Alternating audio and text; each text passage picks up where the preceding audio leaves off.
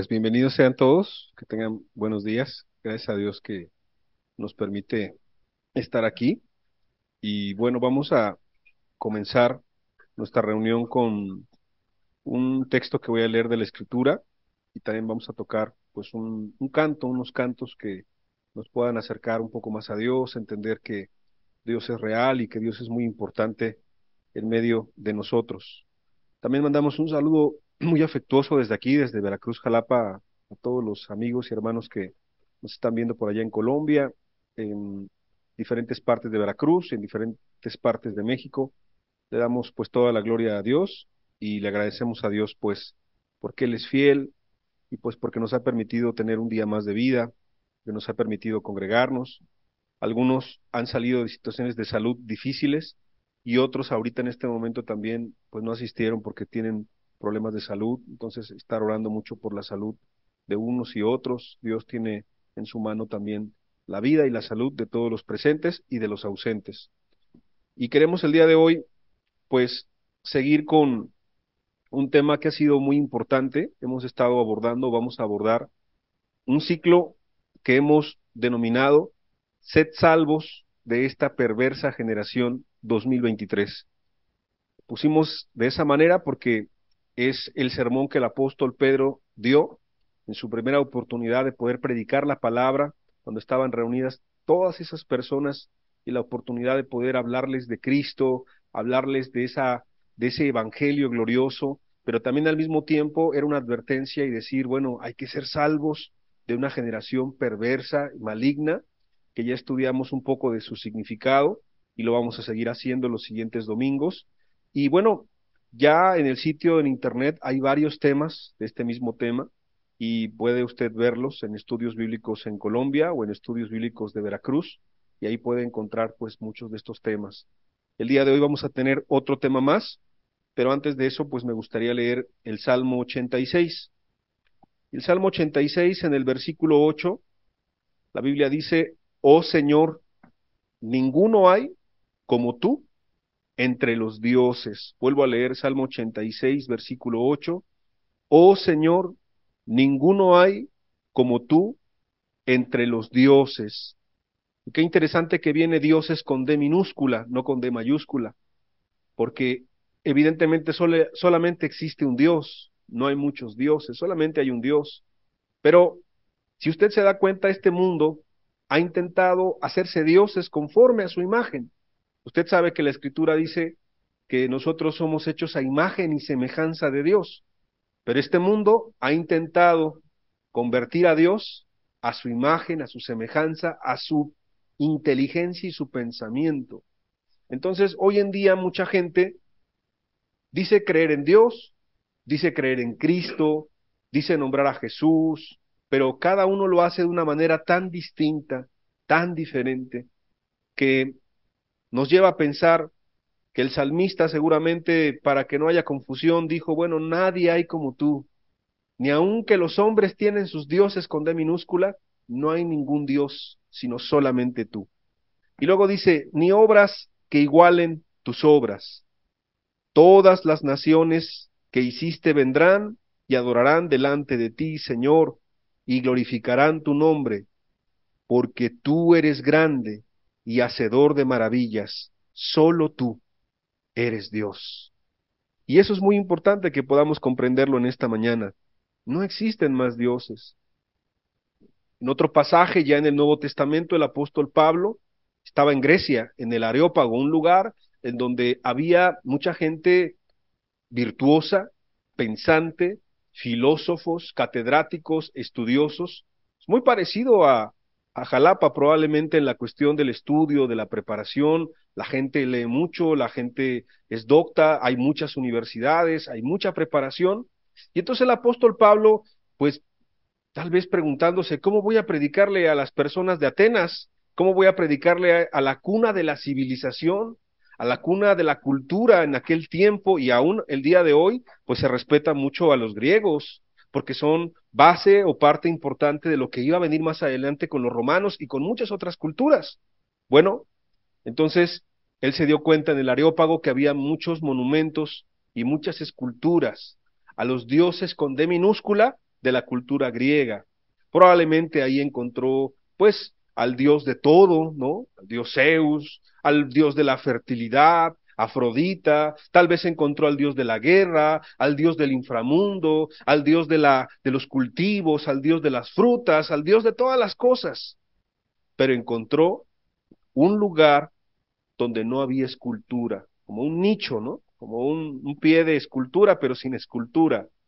Y los griegos tenían un temor, y el temor que tenían ellos es que alguno de los dioses que ellos no habían estudiado, no habían conocido, se ofendiera si no se le dedicaba, pues, un lugar, un espacio. Entonces los griegos pusieron, en palabras griegas, al Dios no conocido. Y entonces Pablo, cuando empezó a observar toda la idolatría que había en ese lugar, cuando empezó a observar que la gente no le rendía honor a Dios, o no conocían quién es Dios, entonces se aprovechó y tomó ese lugar y empezó a hablar y a decir: hoy yo les vengo a compartir del Dios no conocido. Este que no tiene escultura, este que ustedes nombran aquí, yo les quiero predicar del Dios no conocido. Y entonces empezó a hablar de Jesucristo. Empezó a hablar de la Escritura desde el Antiguo Testamento y empezó a decirles: este Dios no conocido es el Dios de los cielos, es el Dios de la tierra, es el Dios que hizo todas las cosas que ustedes ven y las que no ven. Y este Dios se bajó a la tierra y se hizo carne y anduvo entre nosotros y les predicó de Jesucristo. La verdad es que no muchos griegos se convirtieron. La gente, cuando es sabia en su propia opinión, la gente cuando cree que lo sabe todo, pues es falta de humildad. Pero hubo testimonio en aquel lugar, en la cuna de la civilización, hubo testimonio del evangelio glorioso de Cristo. Yo sé que en las ciudades grandes como esta es complicado que el evangelio se crea, y más en un tiempo tan difícil como el día de hoy. Pero el que tenga oídos para oír, dice la palabra, oiga. Dios es bueno y por eso nos quiere compartir un poco de su palabra y que llegue a nuestro corazón. Yo le invito a que podamos cerrar nuestros ojos y darle gracias a Dios. La verdad es que grandes científicos, grandes pensadores, grandes filósofos han intentado entender a Dios, no han podido. Algunos cuantos, como Albert Einstein, como Isaac Newton, Pascal, entendieron un poco más de Dios. Inclusive ya hay una clasificación donde se dice que hay científicos teístas. Usted sabe que la gran mayoría son ateos, pero hay científicos teístas, es decir, que creen en Dios. Que cuando empiezan a investigar y a profundizar en el conocimiento, saben que no es posible que nuestro cuerpo sea obra de la casualidad, que no es posible ver el firmamento y el cielo y decir que es hecho de la nada, que no es posible ver un paisaje tan glorioso, tan precioso y decir: no existe Dios. Y hoy nos acercamos a ese Dios, al único Dios verdadero, que fuera de ti no hay nadie, Señor. Gracias por los que están aquí, Señor, de manera presencial. Gracias por los que están a la distancia. Todos son valiosos, Señor, muy importantes para ti, Señor. Pero el más valioso y el más importante eres tú el día de hoy. Señor, tu nombre es grande en la tierra. ¿Quién morará con el fuego abrasador? ¿Quién subirá al monte de Jehová y adorará al Dios de mi salvación?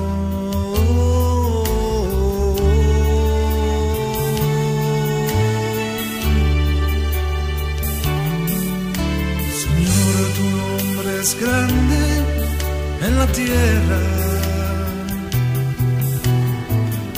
¿Quién morará con el fuego abrasador? ¿Quién subirá al monte de Jehová y adorará al Dios de mi salvación?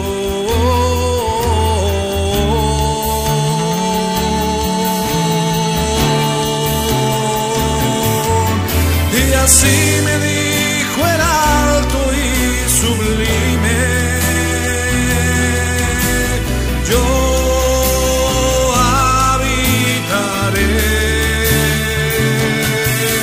con aquel que es pobre y humilde de espíritu, y que tiembla mi palabra. Y así me dijo el alto y sublime: yo habitaré con aquel que es pobre y humilde de espíritu, y que tiembla mi palabra. Que tiembla mi palabra, que tiembla mi palabra, que tiembla mis palabras.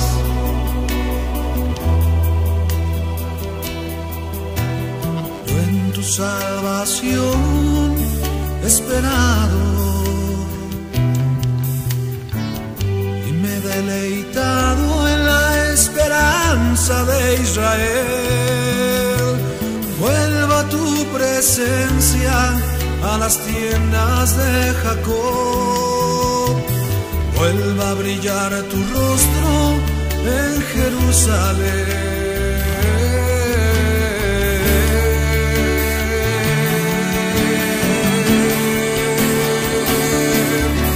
Y así me dijo el alto y sublime: yo habitaré con aquel que es pobre y humilde de espíritu, y que tiembla mi palabra. Y así me dijo el alto y sublime: yo habitaré con aquel que es pobre y humilde de espíritu, y que tiembla mi palabra, que tiembla mi palabra, y que tiembla mi palabra, y que tiembla mis palabras.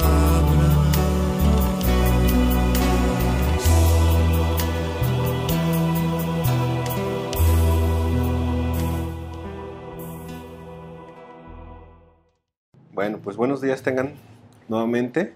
Qué gusto el que podamos estar aquí reunidos y bueno, estudiando la palabra de Dios. Me gustaría empezar con una oración, ¿qué les parece? Para pedirle a Dios que nos ayude. Padre, te damos gracias por la oportunidad de estar aquí reunidos. Gracias porque donde están dos, donde están tres, tú estás ahí, Señor. Gracias también porque esta palabra que hemos estado compartiendo, Señor, sabemos que está pues en un momento de mucha necesidad, en un mundo muy complicado, muy violento, muy agresivo, muy inmoral, un mundo que se ha olvidado de ti, Señor. Por eso te necesitamos y necesitamos sobre todo que tu Santo Espíritu nos acompañe y respalde esta reunión. En tu nombre, que es sobre todo nombre, Señor Jesús. Amén y amén. Pues estamos compartiendo un ciclo de pláticas para aquellos que no saben o que no han estado muy contextualizados, que le hemos titulado La perversa generación, y le pusimos 2023 porque pues es el año 2023 y aparte porque de alguna manera ya se había tocado el tema pues en otros momentos con otras personas y había una necesidad y había un énfasis en ese momento, pero bueno, en este momento creemos apremiante, muy importante el que se pueda compartir esta palabra. Por otra parte, hemos estado tocando ya varios temas le invitamos a que los pueda ver en la página y que pueda estar estudiándolos. Sobre todo, pues, ver qué es lo que Dios nos habla a cada uno de nosotros. Y el día de hoy tenemos un tema que es muy importante. Se titula La perversa generación se rebela contra Dios. Y tú puedes decir, bueno, pues siempre ha habido una rebeldía del hombre contra Dios. El hombre no quiere hacer la voluntad de Dios, el hombre quiere hacer su propia voluntad. En el Edén, desde el principio, pues básicamente eso es lo que hizo el hombre, se rebeló contra Dios. Dios había dicho en el Génesis que podía comer de todo árbol del huerto y que eso era un privilegio que el hombre tenía, pero obviamente había una situación que era importante de poder verificar, y era que de un solo árbol, de un solo fruto, no podía comer, y exactamente el hombre fue lo que hizo. Traspasó la ley de Dios, que traspasar la ley de Dios es traspasar la obediencia a Dios, desobedeció a Dios, se rebeló contra Dios. Entonces, eso ha sido desde un principio, pero yo quiero con la ayuda de Dios poder comprobar con algunos ejemplos, con algunas estadísticas pues reales, fuertes, crudas, porque esta generación realmente es muy particular, muy especial y no considera a Dios, se burla de Dios. Esta generación no tiene temor de Dios aparte, y es una generación que inclusive blasfema el nombre de Dios, diferente a otras generaciones. Para aquellos que tienen ya más de 40 años, 50 años, 60 años, 70 años, tal vez alguien de 80 o más. Ayer hablaba con una abuelita de 90 y tantos años y decía, estoy escuchando las enseñanzas. Bueno, seguramente en su casa de esa abuelita, pues se hacía una oración por los alimentos. A lo mejor ella iba a la escuela y todavía se mencionaba a Dios. A lo mejor la literatura que ella tenía, o el tipo de amigos, o el tipo de conversación, era muy distinta a la que se hace en muchos lugares el día de hoy. Inclusive la gente ya de avanzada edad que nos acompaña en las transmisiones o en las enseñanzas, pues podrá darse cuenta que sí, las cosas han cambiado mucho. Y hoy, los que acaban de nacer hace tan solo unos 15 años, o los que acaban de nacer hace unos 20 años, se pueden dar cuenta, o quiero que se den cuenta, que el mundo que están viviendo no es el mismo mundo en el que sus abuelos o en que sus padres estuvieron, y obviamente el concepto de Dios tuvo que ir cambiando, pero no ha cambiado para bien. La gente no busca más a Dios, la gente no tiene más temor de Dios, la gente no es más reverente a Dios, la gente no quiere ser cristiana, al contrario. Hoy aún la gente que dice ser cristiana está confundida, y está en medio de una generación la cual se han relajado mucho las cuestiones morales, se ha hecho a un lado la palabra de Dios. Y eso es muy preocupante, porque cuando el pueblo de Dios, o lo que se dice cristianismo, empieza a relajarse, pues no podemos esperar más del mundo. Un amado hermano de hace muchos años, inclusive siglos, comentó una frase: como está la iglesia, va el mundo, es un reflejo. La iglesia, el cuerpo de Cristo, los cristianos. Si el cuerpo de Cristo está relajado, el mundo está terrible. Es como un termómetro, es como una comparativa. Y cuando la iglesia de Cristo puede estar avivada, puede estar despierta, el mundo se contiene en su maldad. Entonces, es una buena referencia lo que dijo este amado hermano hace muchos años, porque entonces, si el mundo está con la maldad a tope, si el mundo está desbordado, entonces la iglesia puede estar dormida, puede tener poca efectividad, y eso también es algo que nos debería de preocupar. Yo quiero mostrar una imagen de un hombre muy famoso, ya murió, acaba de morir hace algunos años, pero es famoso en los círculos de ciencia, es famoso porque pues, se han hecho igual historias, relatos, puede haber algunas cuestiones que sean ficticias o unas cuestiones que sean reales. Y yo le quiero decir que este hombre, su nombre es Stephen William Hawking, y este hombre pues es un hombre británico que nació el 8 de enero de 1942 y murió el 14 de marzo de 2018. Quiero decirte que este hombre fue un hombre físico teórico, astrofísico, cosmólogo y divulgador científico británico.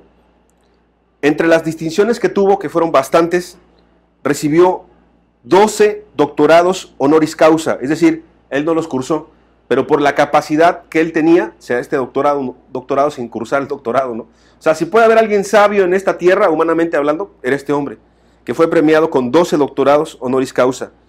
Fue galardonado con la Orden del Imperio Británico en 1982.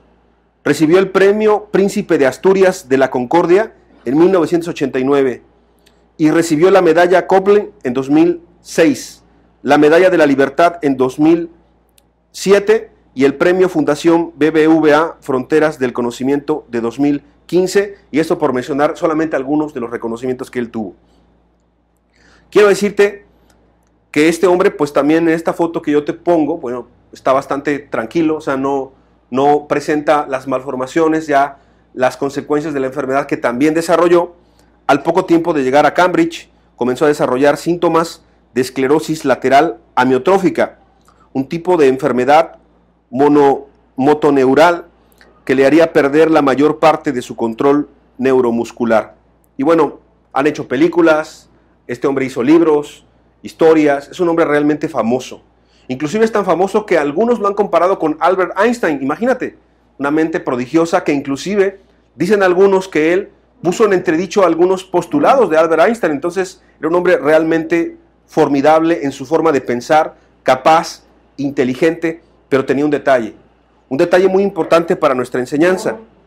En su libro que escribió en 1988, en uno de sus libros, él dice lo siguiente, señalaba de manera textual: si llegamos a descubrir una teoría completa, sería el triunfo definitivo de la razón humana, porque entonces conoceríamos la mente de Dios.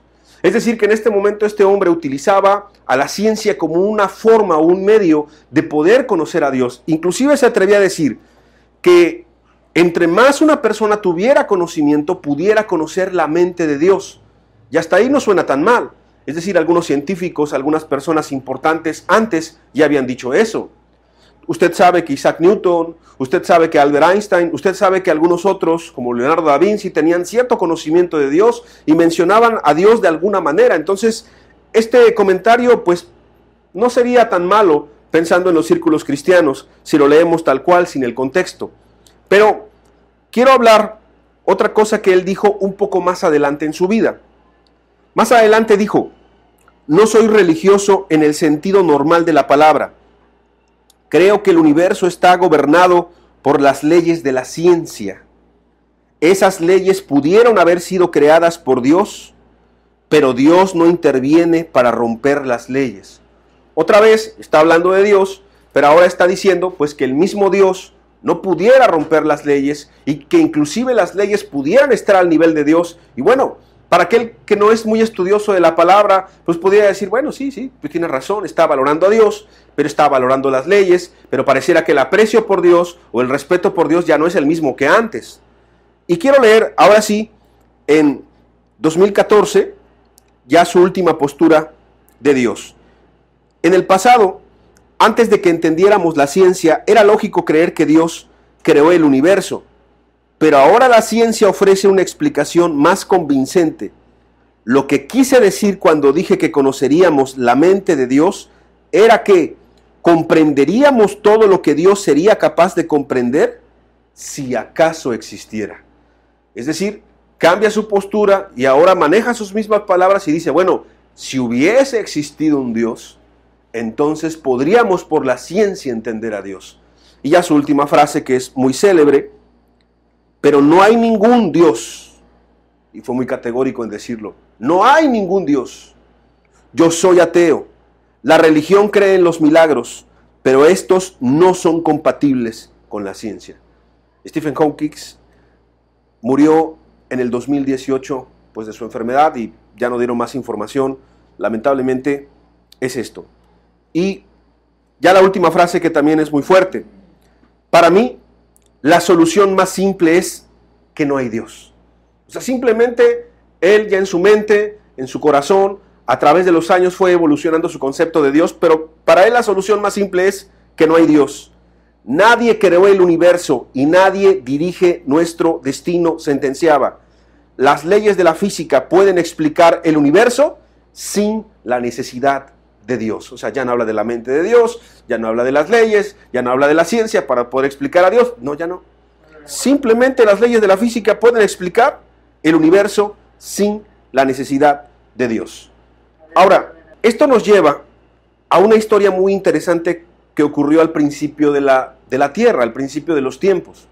ya hemos mencionado y en algunas enseñanzas se han mencionado acerca de ese hombre llamado Noé. Noé, que fue un pregonero de justicia y empezó a predicar y empezó a advertir que Dios iba a traer un juicio terrible sobre la generación, porque la generación se había olvidado de Dios. Dice Génesis 6 que el hombre, todos sus pensamientos eran de continuo para hacer el mal, que el hombre se olvidó de Dios, no tenía respeto por las cosas de Dios, y entonces vino un diluvio y destruyó a todos. Solamente una familia se salvó. Sabemos bien, la familia de Noé, su esposa, sus hijos y las esposas de sus hijos. Bueno, después de eso, había pasado un cierto tiempo y el pueblo empezó a volver a poblarse y la tierra empezó a poblarse. Y en Génesis 11 nos relata la Biblia una historia muy interesante. Quiero dar lectura. Génesis 11, versículo 1. Tenía entonces toda la tierra una sola lengua y unas mismas palabras. Y aconteció que cuando salieron del oriente, hallaron una llanura en la tierra de Sinar y se establecieron allí. Y se dijeron unos a otros, vamos, hagamos ladrillo y cosámoslo con fuego. Y les sirvió el ladrillo en lugar de piedra y el asfalto en lugar de mezcla. Y dijeron, vamos, edifiquémonos una ciudad y una torre, cuya cúspide llegue al cielo, y hagámonos un nombre, por si fuéremos esparcidos sobre la faz de toda la tierra. Y descendió Jehová para ver la ciudad y la torre que edificaban los hijos de los hombres. Y dijo Jehová, he aquí el pueblo es uno, y todos estos tienen un solo lenguaje, y han comenzado la obra, y nada les hará desistir ahora de lo que han pensado hacer. Ahora pues descendamos y confundamos allí su lengua, para que ninguno entienda el habla de su compañero. Así los esparció Jehová desde allí sobre la faz de toda la tierra, y dejaron de edificar la ciudad. Por esto fue llamado el nombre de ella Babel, porque allí confundió Jehová el lenguaje de toda la tierra, y desde allí los esparció sobre la faz de toda la tierra. La verdad que este relato nos habla otra vez de que el hombre olvida rápidamente las lecciones que Dios le da. Es decir, Dios ya había destruido la tierra, Dios había destruido toda una generación porque era perversa, porque era mala, porque sus pensamientos nada más eran de continuo hacer el mal. Y entonces Dios le da otra vez, otra oportunidad a la nueva generación. ¿Por qué Dios le da oportunidad a la nueva generación? Pues porque Dios es bueno, porque Dios es santo, porque Dios es misericordioso, porque Dios es tardo para la ira y es grande en misericordia. Y entonces Dios le da esta oportunidad a esta generación. Pero la generación no aprovecha la oportunidad. La Torre de Babel era una estructura seguramente muy común en la época de la región en Babilonia, cuentan algunos de los historiadores o los que han estudiado esto, y la mayoría de las veces, es interesante este dato, esas construcciones no llegaban a más de 90 metros de altura y a menudo lo mismo de ancho, y eran los puntos centrales o principales en la ciudad. La gente de esta historia construye una torre como un monumento, pero para su propia grandeza. Es decir, se quieren exaltar, se quieren alabar porque dice, bueno, para que nos hagamos un nombre. Y la verdad que la gente así es, siempre quiere resaltar como alguien importante, como alguien que hizo algo valioso. Quiere pensar que su vida es útil. Y no me malentienda, sí es útil, cada uno de nosotros somos importantes y especiales para Dios, pero no en el sentido de hacer un lado a Dios y de colocarnos como Dios. Esta civilización, esta generación, quería poner a la Torre de Babel como un gran logro humano. Claro, una maravilla del mundo, pero era un monumento dedicado al mismo egoísmo, a la misma gente y no a Dios. Y yo quiero decirle que eso es lo que exactamente hace esta generación. Es muy parecido.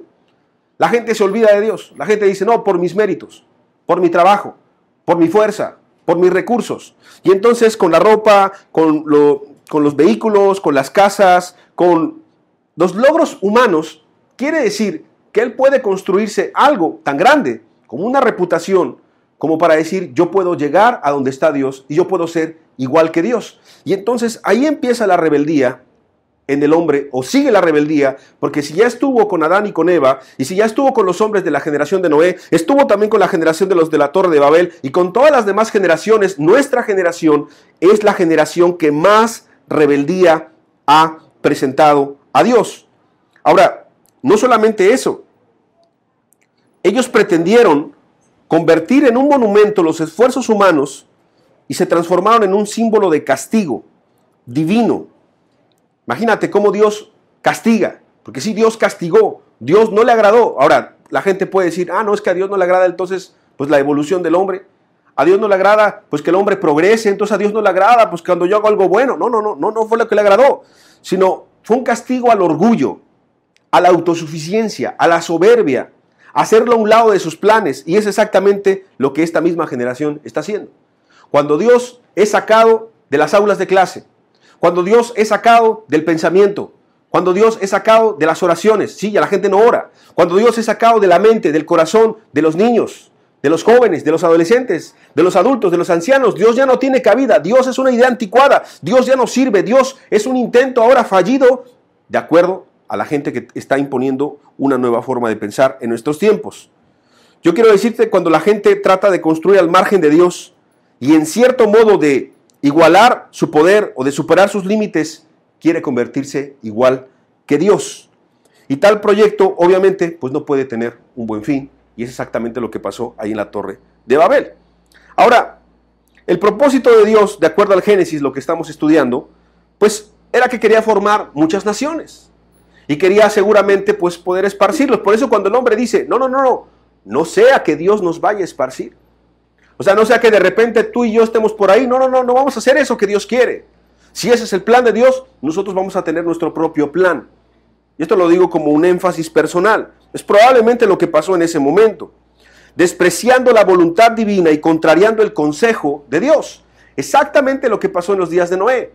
Noé advertía y decía que iba a llover y que Dios quería realmente el bien de la humanidad, porque Noé empezó a pregonar la justicia, empezó a pregonar a Dios, empezó a predicar a Dios, pero la gente no quiso de Dios, no quiso a Dios, no quiso a Noé, y todo lo que tenía que ver con Dios lo hizo a un lado. Bueno, lo que pasó después, tú y yo lo sabemos bien.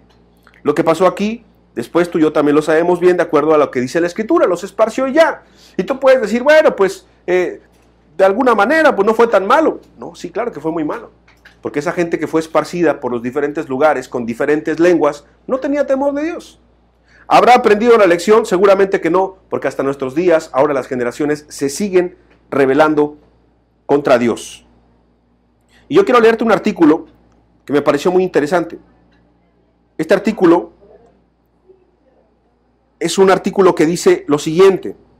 Según un estudio, esta es la primera generación, esta que estamos viviendo, es la primera generación que no necesita el cristianismo y se le considera la generación post-cristiana.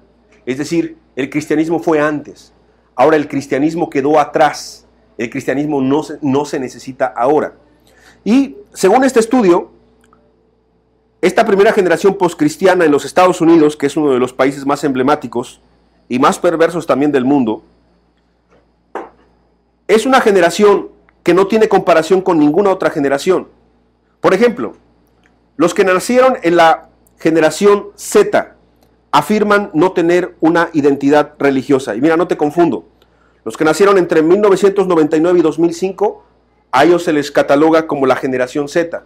Ya ves que ahora se habla mucho de los millennials y de los centennials y de otras clasificaciones. Bueno, aquí está hablando que probablemente los jóvenes pues que tengan 20, 25 años, ¿no?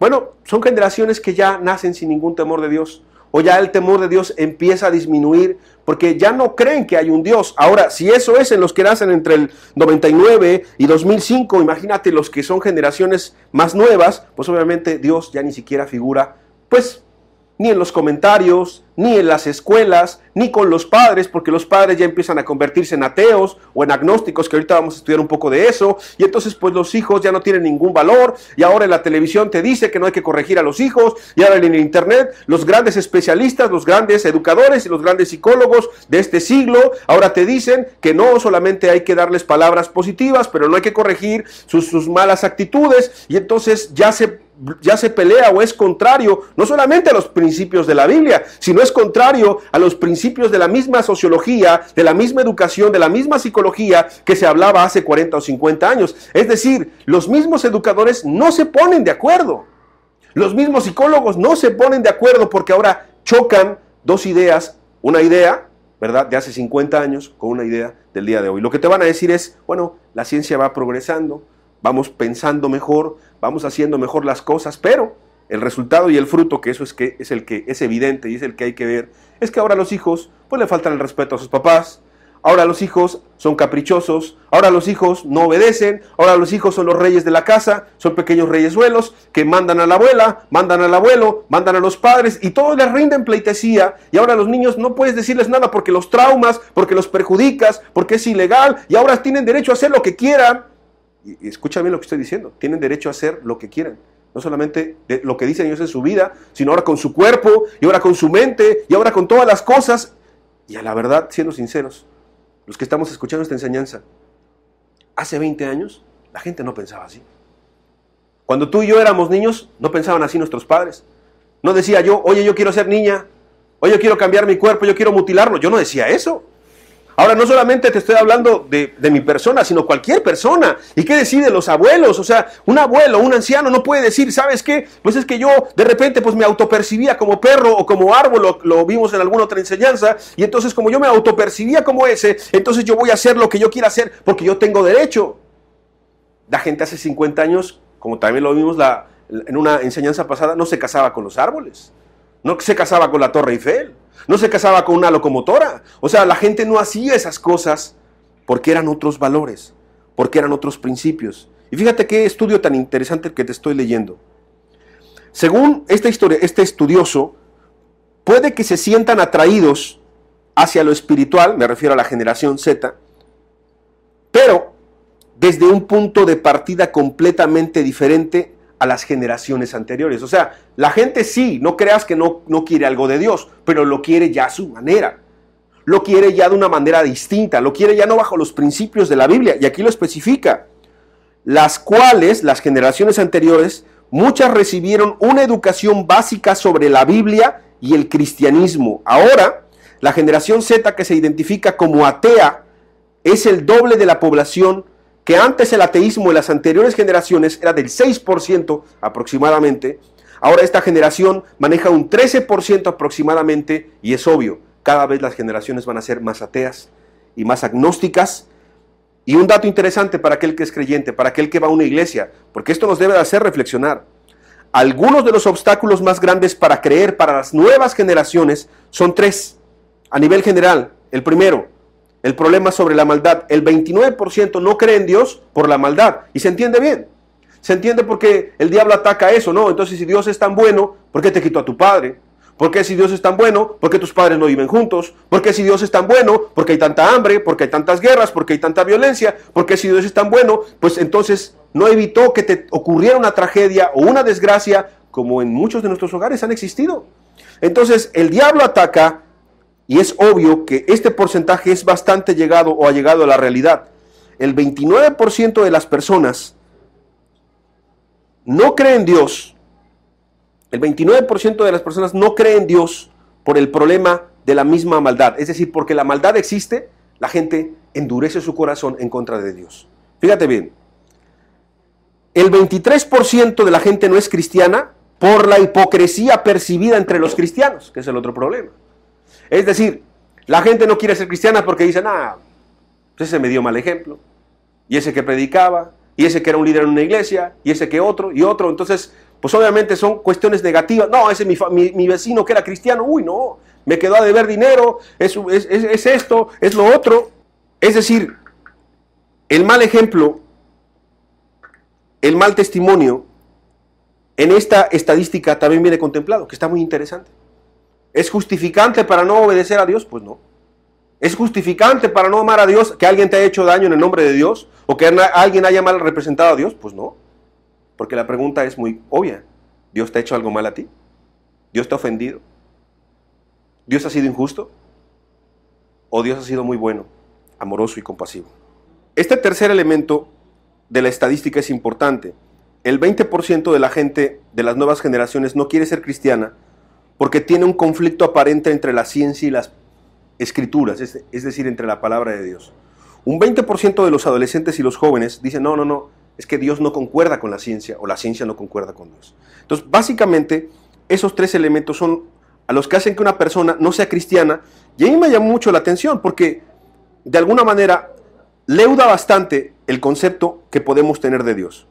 Ahora, te quiero explicar un poquito en esta parte de la enseñanza que los adjetivos o la palabra agnóstica y atea no es lo mismo.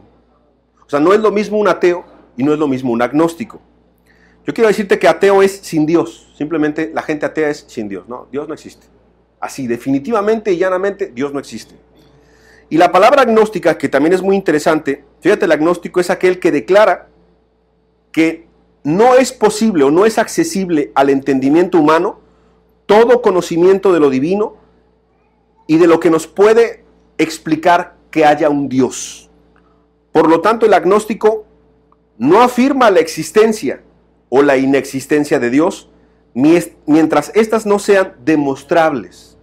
O sea, al agnóstico tienes que demostrarle que hay un Dios para que él cree en Dios. Por el contrario, el ateo explica que niega completamente la existencia de Dios. Ahora, esto es muy importante, porque mucha gente que tú puedes conocer en la calle no es atea, es agnóstica. Ahora, también a mí me llamó la atención, la verdad que me llevó a estudiar, y está bien interesante. Hay diferentes tipos de agnosticismos. Es decir, está el agnóstico que es ateo. El agnóstico que no es ateo es, a ver, demuéstrame a Dios y hasta que me demuestres que existe Dios, voy a creer en un Dios. No. O sea, él afirma decir, no existe Dios hasta que me lo demuestres. Pero hay un agnóstico que es teísta. Es decir, no cree en Dios, pero sí dice, bueno, yo creo en algo. Creo en alguien. Pero hasta que no me demuestres ese alguien, voy a creer de una manera más firme, por ponerlo de una manera sencilla. Y existe el agnóstico pragmático, y existe el agnóstico fuerte y el agnóstico débil, y hay una clasificación de los agnósticos que es muy interesante. Pero a mí me llama la atención que hay algunos, pues que simplemente dicen, bueno, pues hay un Dios, pero no sé cuál es. A ver, demuéstrame cuál es. Demuéstrame con la ciencia, demuéstrame con las normas. Y entonces pues la gente termina diciendo al final, bueno, de todas maneras, Dios no existe y el mundo está hundido en una ola de ateísmo y de agnosticismo. Quiero darte 3 datos importantes. Voy a hablarte de un país, de una nación europea, de primer mundo, como nosotros le llamamos, Suecia. Suecia es uno de los países más ateos del mundo. Fíjate bien, de acuerdo a un estudio, el 18% de los suecos respondieron que creían en la existencia de un Dios, pero no sabían exactamente qué Dios. El 18% creía eso. Pero fíjate, el 45% respondió que creían en una clase de espíritu o de fuerza vital. O sea, puede ser el árbol, puede ser el pájaro, puede ser algo etéreo. Bueno, yo creo en algo sobrenatural. Casi el 50% de los suecos creen en algo así. O sea, pueden creer básicamente en lo que sea, pero no en el Dios del cristianismo. Y el 34% dijeron que no creían en la existencia de ninguna clase de espíritu, Dios o fuerza vital. Entonces, esto está trágico, porque el 34% no cree en nada, son completamente ateos. Pero el otro porcentaje, que es muy grande, sí cree en algo, pero en algo etéreo, no cree exactamente en un Dios. Y solamente el 18% respondieron que existía un tipo de Dios. Es decir, es un pueblo enteramente ateo. Pero Suecia no es el pueblo más ateo del mundo, o no es el pueblo más ateo en Europa. Los pueblos más ateos de Europa están Francia, República Checa y Suecia, que ya te comenté. Y para poner un ejemplo, en República Checa, el 60%, el 59%, casi el 60% no tienen ninguna religión. O sea, de 10 personas en la República Checa, 6 ni creen en Dios, ni van a una misa, ni van a un templo, ni creen en nada espiritual y simplemente son gente que se dedica a hacer dinero y ser países de primer mundo. Ese es ser país de primer mundo en este momento.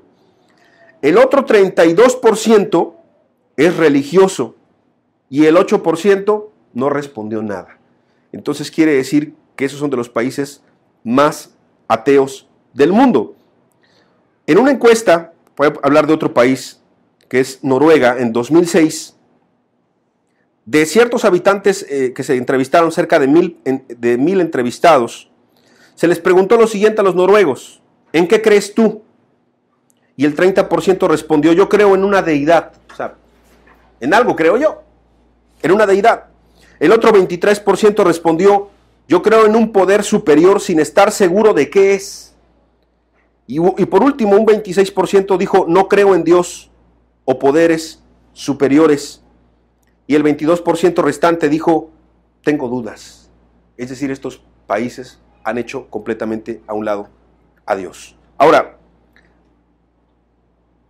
esta imagen que te voy a presentar representa mucho. Es un barco. Y este barco representa los orígenes de una nación muy poderosa que tú conoces. Una de las generaciones más poderosas, de los imperios más poderosos en todos los tiempos, pero no el más poderoso. Muchos tiemblan solamente al escuchar a Estados Unidos. Algunos lo aborrecen, otros lo odian. Es un contrincante militar, estratégico, político, lo que tú quieras. Pero es una de las naciones, si no es que ya no la más poderosa, pero sí una de las más poderosas del mundo. Y es interesante que en ese barco, en el Mayflower, hace muchos años, un grupo de peregrinos, un grupo de cristianos que habían sido, pues, valientes, que hay muchas historias que a lo mejor no eran muy bien vistos en su país, etcétera, etcétera, vino a este lado de América, y así como la colonización, tú lo sabes bien, en México, o en Colombia, o en muchas partes de Sudamérica, de Centroamérica, pues fue por los españoles. A esa parte de Estados Unidos, pues llegaron esos peregrinos, y empezaron a fundar la nación básicamente de Estados Unidos, bajo los conceptos del cristianismo. Pero no solamente del cristianismo, no era catolicismo, sino que la gran mayoría de grupos eran grupos que eran cristianos. Entre aquellos estaban, te leo algunos, había protestantes, había anglicanos, había metodistas, la iglesia bautista, los congregacionalistas, los presbiterianos, los luteranos, los cuáqueros, la iglesia menonita y la hermandad moravita, fueron los primeros en establecerse en los Estados Unidos, difundiendo su fe en el nuevo país. Es decir, ese país se basó en la palabra de Dios. Pero tan solo unos 100 años después, fíjate que la Biblia, que es lo que representa aquí, una fotografía de hace muchos años, era leída en prácticamente todas las escuelas de los Estados Unidos. No solamente en los hogares, sino en las escuelas. Se hacían oraciones, se leía la Biblia y se tomaba muy en cuenta la palabra de Dios. Tú lo sabes bien, también en la moneda norteamericana dice una frase, en Dios confiamos, en inglés, Dios confiamos. Y te digo y te cuento todo esto porque tan solo en 1960, o sea, cómo va avanzando las épocas, van avanzando los tiempos, esta mujer que tú ves aquí, que tú la puedes ver como una mujer inofensiva, una mujer normal, ¿no?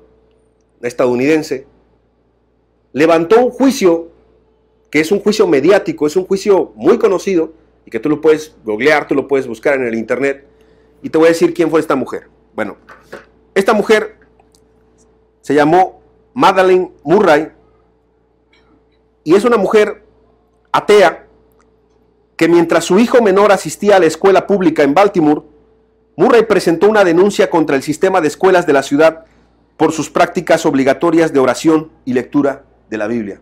O sea, lo que ella argumentó es, ¿por qué es obligatorio? ¿Por qué es obligatorio? Y empezó a pelear contra eso y empezó a tomar muchos recursos y el caso fue conocido, tú lo puedes investigar así como Murray contra Curlet, ese fue el nombre del caso mediático. En él Murray, esta mujer, puso a su hijo de 14 años como demandante. El que demandó fue el hijo de 14 años, pues, supuestamente, pues detrás estaba la mamá. Y 3 años después de una contienda legal que fue ampliamente televisada, la Corte Suprema de los Estados Unidos falló a su favor, o sea, ya ganó. Y declaró inconstitucional esta práctica en las escuelas de Maryland. O sea, imagínate, qué tremendo.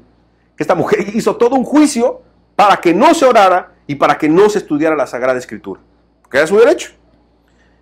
La Corte sentenció, el Estado no tiene potestad para promover creencias religiosas. Ahora, ¿ahí quedó? No, no quedó en 1960. En pleno 2023, ahora te leo una nota del 2023. Se titula así, y está por la BBC, que es una fuente de información seria. Las escuelas en Estados Unidos que prohibieron la Biblia por vulgar y por violenta, así como tú lo oyes. En el estado de Utah, en el oeste de Estados Unidos, algunas escuelas tuvieron que retirar ejemplares de la Biblia de sus estanterías por incluir contenido, así entre comillas, vulgar y violento. La medida se produce tras la denuncia del padre de uno de los alumnos de que la Biblia del rey Jacobo contiene material inadecuado para los niños. El gobierno republicano de Utah aprobó en 2022 una ley que prohíbe algunos libros. Estos libros son los pornográficos y los indecentes en las escuelas. ¿Y qué crees? Metieron a la Biblia en esa medida de esos libros indecentes o pornográficos. La mayoría de los libros hasta ahora tratan de temas de educación sexual y orientación de género. Son los que prohibieron. Pero alguien pudo, este padre de familia, meter a la Biblia, tal vez por alguna escena, por alguna historia, por alguna palabra, en ese rubro, y quitaron las Biblias de Utah, de algunos lugares de Utah. Pero Utah no es el primer distrito de Estados Unidos que retira la Biblia de sus estanterías. El mes pasado, dice la nota, un grupo de alumnas de Kansas pidió que se retirara la Biblia de la biblioteca de su colegio. Y no solamente Kansas y Utah, Texas retiró el año pasado la Biblia de una biblioteca escolar tras las quejas de aquellos que se oponían a los esfuerzos de los conservadores por prohibir algunos libros. Ahora, ¿cuál es la consecuencia? ¿Cuál es el fruto de la nación de los Estados Unidos de Norteamérica?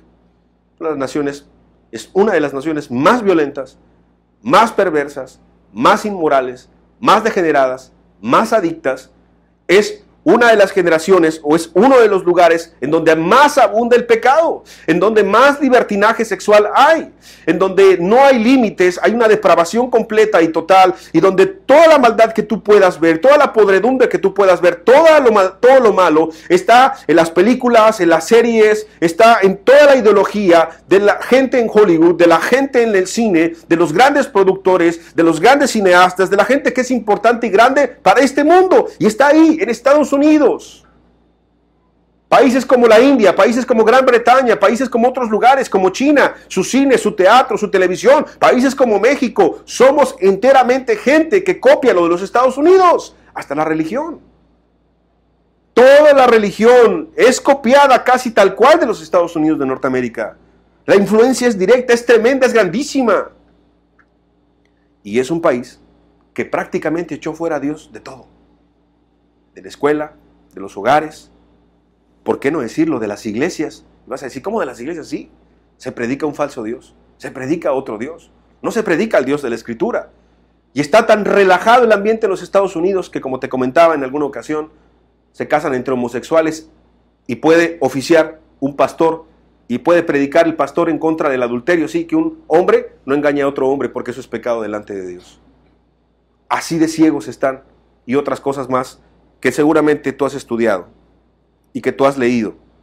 Ahora, ¿cómo nos afecta eso aquí en nuestra cultura? ¿Cómo nos afecta a nosotros? Ya con esto estoy terminando, estoy cerrando. Bueno, si toda la gente, si los científicos, si los pensadores, si la gente más importante es atea, es agnóstica, no sabe de un Dios, bueno, nuestros jóvenes tienen modelos.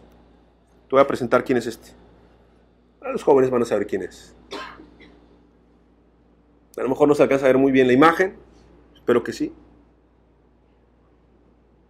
A lo mejor no saben el nombre, pero sí saben en qué película salió. A ver en qué película salió. Harry Potter. Bueno. Este hombre es el actor británico Daniel Radcliffe, conocido por interpretar a Harry Potter, y declaró ser ateo en una entrevista en el 2009, y dijo así: soy ateo, pero me lo tomo como algo tranquilo, como diciendo, bueno, yo te respeto lo que tú seas, pero tú respétame, yo soy ateo. Y está bien, no estamos hablando de una falta de respeto, pero tranquilo, este hombre este joven está saliendo delante de una multitud de jóvenes y es el ejemplo de muchos jóvenes. Ahora, dijo lo siguiente: no predico mi ateísmo, pero tengo mucho respeto por los que sí lo hacen, como Richard Dawkins. ¿Quién es Richard Dawkins? Bueno, Richard Dawkins, para aquel que quiera estudiarlo, es un biólogo muy famoso, que él sí predica en contra de Dios, básicamente. Es decir, ya no es un ateísmo pasivo, sino es un ateísmo agresivo. Y entonces este hombre de Harry Potter, este joven, dice, no, pero yo admiro a esos ateos, pues que defienden el ateísmo y casi atacan a Dios y atacan a todos los que piensan que hay un Dios. Bueno, para que sepas quién es ese hombre. Este otro hombre, a los que les gusta el fútbol, bueno, es que no sale con su camiseta ahorita, pero a los que les gusta el fútbol saben quién es. A ver, ¿quién es? ¿Es el que le gusta el fútbol? Guardiola. Ah, mira, es bueno. Es Pep Guardiola. Muy bien. Ese hombre Pep Guardiola, cuando, bueno, fue técnico del Barcelona y fue un jugador y fue alguien muy grande y es alguien muy reconocido a nivel internacional. Y él aseguró en una entrevista hace muchos años a un periódico, al preguntarle sobre Dios de manera directa, y dijo que Dios no existía. Así de sencillo. Entonces, futbolistas, actores, vamos a ver ahora un cantante, pues que ese es famoso, y no es que sea actual, pero es que ese es el grupo más famoso de todos los tiempos, de acuerdo a muchas listas. Es el grupo más famoso y que ha impactado a todas las generaciones. Y él representa, claro, ese hombre representa a ese grupo, que son los Beatles. Y John Lennon dijo en alguna ocasión, el 4 de marzo de 1966, concediendo una entrevista a un diario londinense, The Evening Standard. El título del artículo es ¿Cómo vive un Beatle? ¿No? Se le estaba entrevistando y se le preguntaba, oye, ¿y cómo vives tú? ¿No? ¿Cómo vive una estrella? ¿Cómo vive alguien tan famoso, tan importante para su tiempo y para nuestro tiempo? Porque humanamente hablando, la gente sigue conociendo su música y su influencia es tremenda. Y entonces cuando el periodista empezó a hablar acerca de temas más importantes o temas relevantes, él dijo lo siguiente, literal, textual, leo, el cristianismo terminará. Desaparecerá en la nada. No es necesario discutir. Tengo razón y el tiempo me dará la razón. En este momento somos más populares que Jesús. No sé qué terminará antes, si el rock and roll o el cristianismo. Y ya no leo lo demás porque está muy triste. Pero básicamente este hombre, pues que es un símbolo de la música, es un artista, es un cantante, es alguien importante para los jóvenes y para muchas generaciones, está diciendo, no, cristianismo no importa, Jesús no importa, Dios es un cero a la izquierda.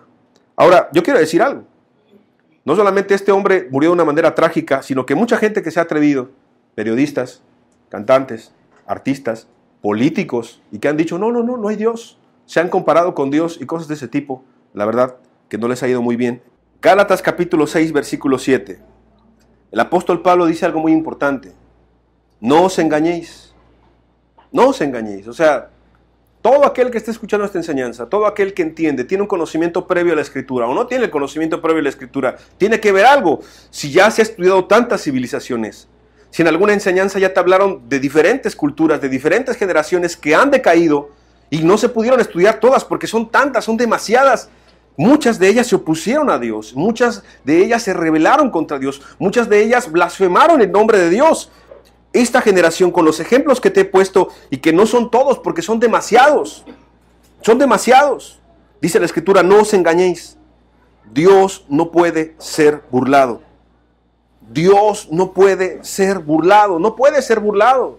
Y ni siquiera hemos tocado, o no pudimos tocar, pero nada más por mencionártelo, porque hay caricaturas como Los Simpsons, como South Park, como Evangelion, como muchas series antiguas y modernas que hablan en contra de Dios, que se burlan de Dios, que se burlan de Cristo, del cristianismo, de su sacrificio en la cruz, y la gente lo toma como algo gracioso. Y ahora los adolescentes y los niños que tengan acceso a eso en algunas plataformas van a decir, ah, sí, mira qué gracioso, es ese Jesús que mataron, mira ese, qué gracioso, pero eso no es cierto, eso es para gente anticuada. Y ahora lo poco que se conoce de Cristo va a ser tomado como burla, como menosprecio, como algo terrible que está pasando en nuestros días.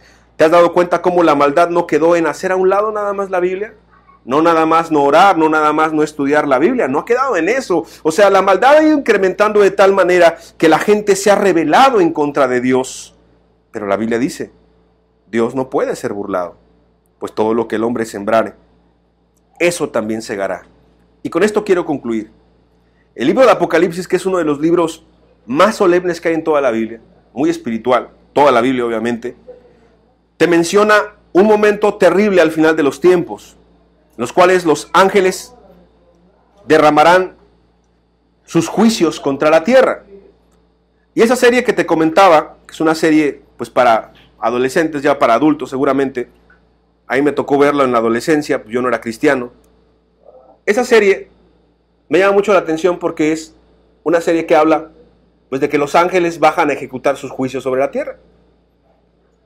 Pero el hombre, como es tan sabio y como es tan fuerte y como es tan poderoso, pues puede crear ciertos robots, ciertos artefactos para poder estar en contra de Dios o en contra de los ángeles. ¿Y qué crees que gana? No, pues los ángeles no ganan, ganan los hombres, porque los hombres son muy inteligentes, porque son muy capaces y porque no necesitan a Dios, y porque aunque los ángeles vengan, el hombre es tan pero tan capaz que ha ido a la luna, va a ir a Marte, va a ir al fin del mundo, va a ir al fin del universo, y ahora no es la Torre de Babel, sino que ahora quieren tocar a Dios donde quiera que esté, porque el hombre puede y es todo suficiente y es todopoderoso. ¿A qué te suena eso? La Torre de Babel. La Torre de Babel. La Torre de Babel es simplemente la misma historia que te comenté en un principio, donde el hombre se rebela contra Dios. Ahora, Apocalipsis, que es lo que te leía, capítulo 16, versículo 8, dice lo siguiente: el cuarto ángel derramó su copa sobre el sol, al cual fue dado quemar a los hombres con fuego. Fíjate bien.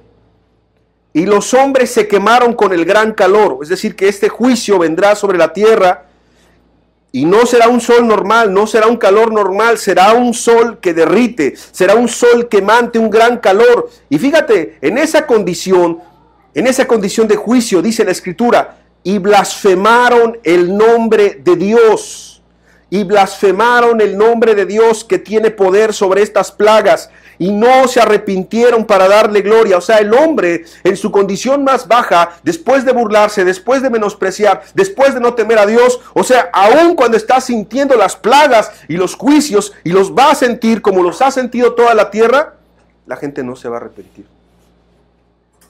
Eso es tremendo. Y eso te habla ya de una dureza de corazón impresionante. Dime sí o no, esta perversa generación ha perdido todo respeto y se ha rebelado contra Dios. Y el último texto que te quiero leer el día de hoy.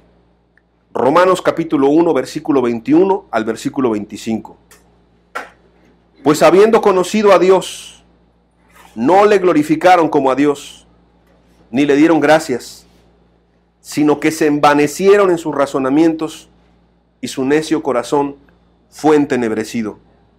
Profesando ser sabios, se hicieron necios, y cambiaron la gloria del Dios incorruptible en semejanza de imagen de hombre corruptible, de aves, de cuadrúpedos y de reptiles, por lo cual también Dios los entregó a la inmundicia en las concupiscencias de sus corazones, de modo que deshonraron entre sí sus propios cuerpos, ya que cambiaron la verdad de Dios por la mentira, honrando y dando culto a las criaturas antes que al Creador, y dando culto a las criaturas antes que al Creador, el cual es bendito por los siglos. Amén. Toda generación que no le ha dado gloria a Dios ha caído, ha sido destruida. Nuestra generación no le da gloria a Dios, también va a ser destruida. La invitación, la advertencia, el mensaje es no ser parte. No ser parte, y si somos parte, huir, salir, huir por nuestras almas, huir por nuestras familias, huir por nuestra vida. Todo lo que está aquí se va a quedar, todo lo humano, todo lo terrenal, todo lo físico. Pero el alma es eterna. Y Dios nos está poniendo por advertencia de todos los ejemplos que vimos hoy de hombres y de mujeres importantísimas. Tendríamos que sumar a cantantes, artistas, a gente que ha sido muy famosa, muy importante en las generaciones, que han hablado en contra de Dios, que han blasfemado el nombre de Dios.